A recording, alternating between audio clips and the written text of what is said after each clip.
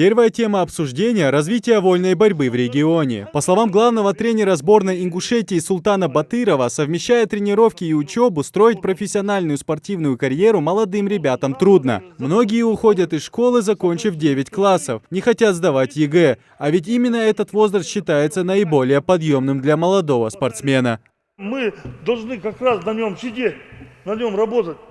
10-12 лет, может быть, он не понял нашего языка, не понял то, что мы от него хотим. Но это уже взрослые парни, с которыми и надо работать. Но у нас их отнимают.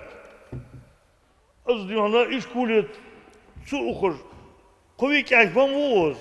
В колледже уходишь. Они учатся в колледже.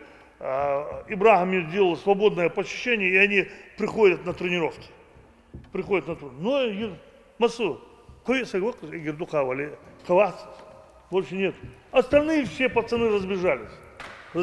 Все, мы остались без перспективы.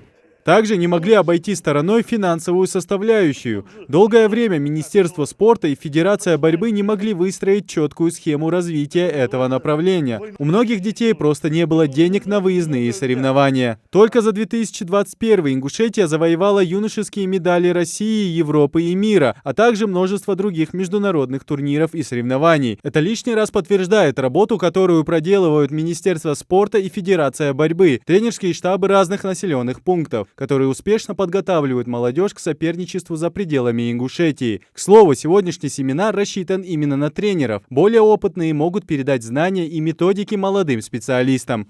Много чего нового узнаешь.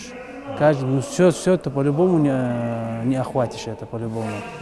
Но хоть что-то остается.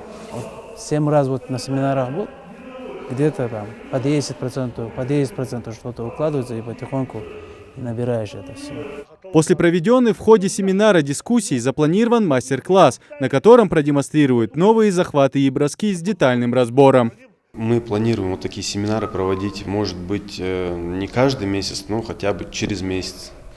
У нас есть судьи международной категории, всероссийской категории. И чтобы они объяснили нам, молодым тренерам, спортсменам, там у нас есть и спортсмены присутствуют, объяснили правила, новые правила, они часто меняются у нас.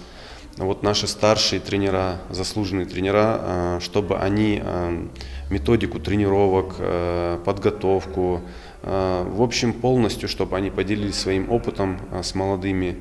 Вот для этого все это.